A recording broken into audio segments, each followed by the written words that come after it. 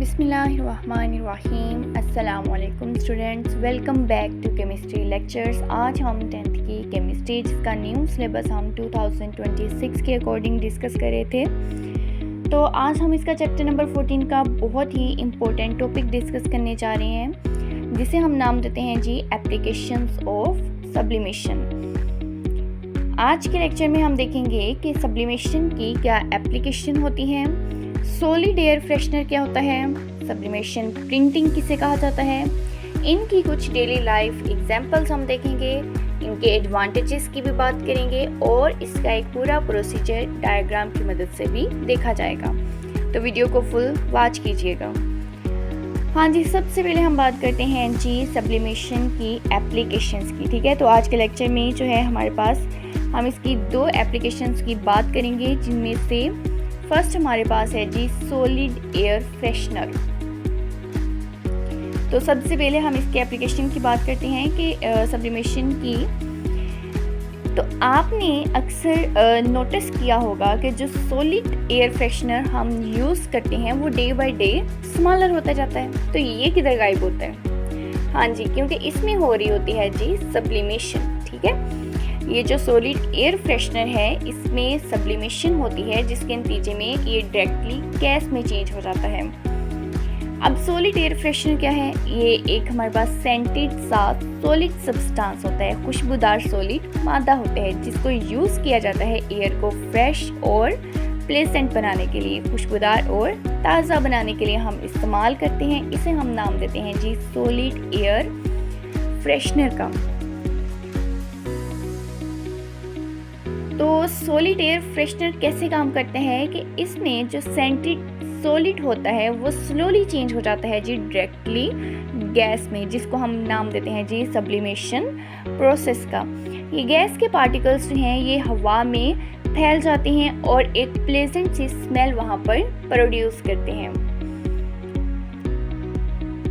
तो solid air freshener के बाद हम बात करते हैं जी इसके सेकंड एप्लीकेशन का, जो कि है सब्लिमेशन प्रिंटिंग। ठीक है, तो नेक्स्ट हम देखते हैं जी इसकी एप्लीकेशन सब्लिमेशन की। ठीक है, जिसे हम नाम देते हैं सब्लिमेशन प्रिंटिंग का।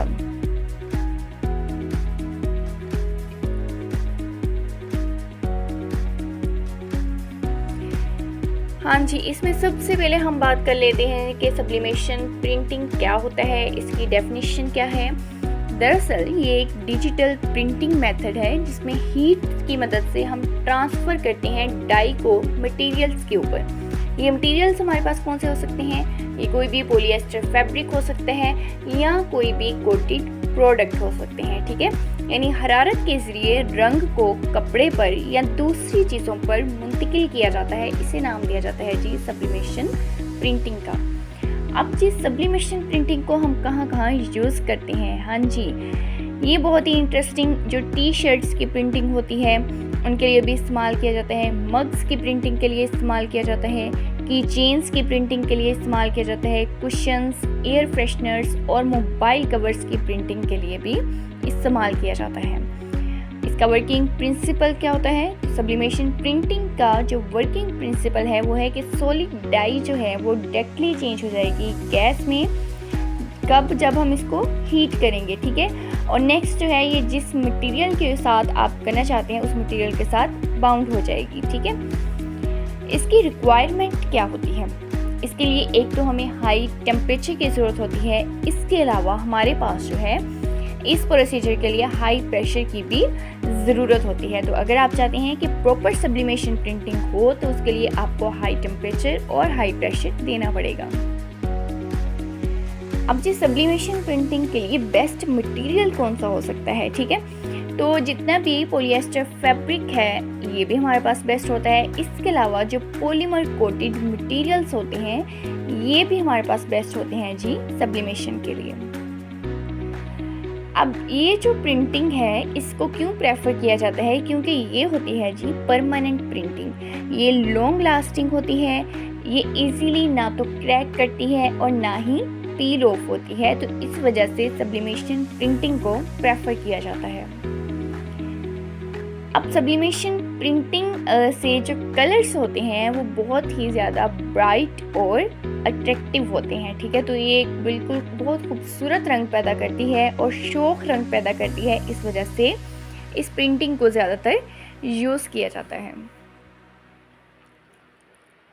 ये होता है जी हमारे पास eco friendly process, environment friendly process होता है। क्यों इन्वायरमेंट फ्रेंडली प्रोसेस होता है? क्योंकि इस प्रोसीजर में बहुत ही कम वेस्ट प्रोड्यूस होता है। अब इस प्रोसीजर के लिए रिक्वायर्ड इक्विपमेंट कौन से हो सकते हैं? एक तो सब्लिमेशन प्रिंटर की ज़रूरत होती है, सब्लिमेशन इंक चाहिए होती है, ट्रांसफ़र पेपर आपको चाहिए होता है और हीट प्रेस मशीन जो है वो रिक्वायर्ड होती है। सब्लिमेशन प्रिंटिंग के एडवांटेजेस क्या है कि इससे एक तो प्रिंटिंग की हाई क्वालिटी मिलती है, ये स्मूथ प्रिंटिंग शो करता है और इससे जो प्रिंटिंग है वो डिटेल्ड होती है। हाँ जी, इसको अगर हम सिंपल सी डायग्राम की मदद से देखें इसका वर्किंग प्रिंसिपल, तो सबसे पहला स्टेप होता है कि आपने डिज़ाइन बनाना है। ये डिज़ाइन आप खुद भी बना सकते हैं या पहले से बना हुआ डिज़ाइन आप चूज़ भी कर सकते हैं। सेकंड होता है कि जो डिज़ाइन आप बनाना चाहते हैं आप उसको करेंगे जी प्रिंट कहाँ पे करेंगे? आप उसको प्रिंट करेंगे जी ट्रांसफ़र पेपर के ऊपर। थर्ड पे आप उसको हीट प्रेस करेंगे, जो प्रिंटेड पेपर है उसको हम सबस्ट्रेट के ऊपर रखेंगे और इसको कर देंगे हीट प्रेस। और फाइनली हम इसको जो है उसके बाद ये इंक जो है वो चेंज हो जाएगी गैस में, ठीक है, और ये सरफेस के साथ बिल्कुल बाउंड कर जाएगी, ठीक है। तो इस पूरे प्रोसीजर के लिए बेसिक सेटिंग इसके लिए कुछ टेम्परेचर, टाइम, प्रेशर और ये रिक्वायर्ड होता है, ठीक है।